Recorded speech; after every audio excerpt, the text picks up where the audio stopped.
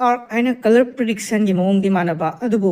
investment application amadi oiba international gi thakta investment tawba yaba adugumnaba application amani aikoina Indian rupee desu invest tawba yai adagi withdraw tawba yai aduga dollar rom de invest tawba yai aduga withdraw tawba yai video sigi comment section da sangbiro aduga pin tawriba link aduda sangbiba matamda asumna page asi tholakani masida haidi adongi email password ama sambiro aduga register toksinbiro aduga koina sida instant jida nambiro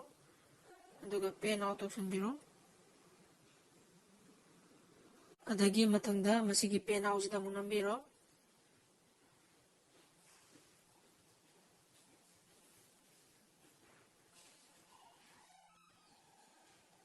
adagi sida ma'am tholego adagi sida beneficiary UPI nama thole masiji akna copy tawbiraji aduga koina keno da changaji Paytm da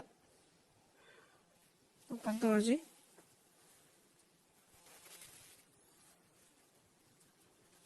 Paytm da koina publishing mariga to 4250 koina deposit tawsilaji atokra trading account ko na trade tokone habda ngasi myang phang taksage trading ki prediction pirak na ba koi telegram group ni masida koi prediction pirak tani prediction ngai ga koi na trading tokdine haita koi na pirai si aham gi oina even da koi na trade tok habani aduna koi hojiki aina even da ai gi oina di koi na $10 invest tokre aduna sida gi account balance da $48 le budu 38 decrease tokre 10 seconds 9 seconds si na zero york matamda ai result do habidi even thokra o thokra habdo khangani karigumba koina even tholoko taragadi aina thari basi even danina masido win oibra habdi yeminasi ai result si even tholai ko adu win ore banina ai paisa ju sonda ko 30 le mada ai refresh toroga to 50 le hadi aina 40 tiki thabani na patara $10 hengaledna smai toroga mathangi prediction na kari pirakyo yengasi mathangi peri ota invest toro habnina aista ota $10 invest tore hadi telegram group ta ota invest to habagi damakta aiji $10 invest tokre habadi 50 le badagi 40 te lere to ot thare ko ot thabda o thole win ore hare ko du taragadi ai pisaji in prezi to 60 ambu 60 hangala me to 50 le ambu 60 smai hai tare hadi ko prediction je yenga invest to taragadi loss le roiba aduna sa telegram group se join to thok tai ko na aduna mathangi ahum super round amu pirani ahan round na even da thaw hai bagi even da thare ai profit pangre ani super round na o ta thaw hai bagi ai ota invest tore si profit fange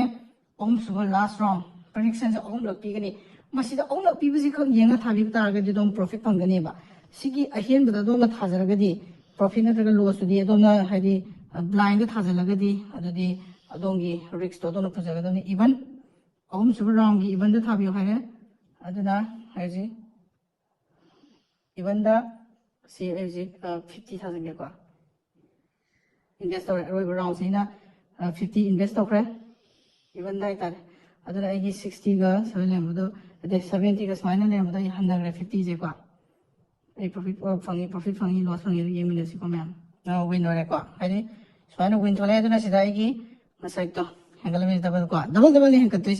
ai investor ba pod kai ngumba phar ko ta ga di double ado ai ngasai $115 le re adu ngasai smile ai 48 smile something le lemdo hojikti profit ai hojik 50 hena tonge masini haidi koin prediction je yenga thabak tawbiu haidi telegram group se join tawbiu si join taw targa di adom kiningai ke su oide makoina pirak leba prediction se ase ohna khangni ohna se sumna thabi targa di profit soi pangani dubu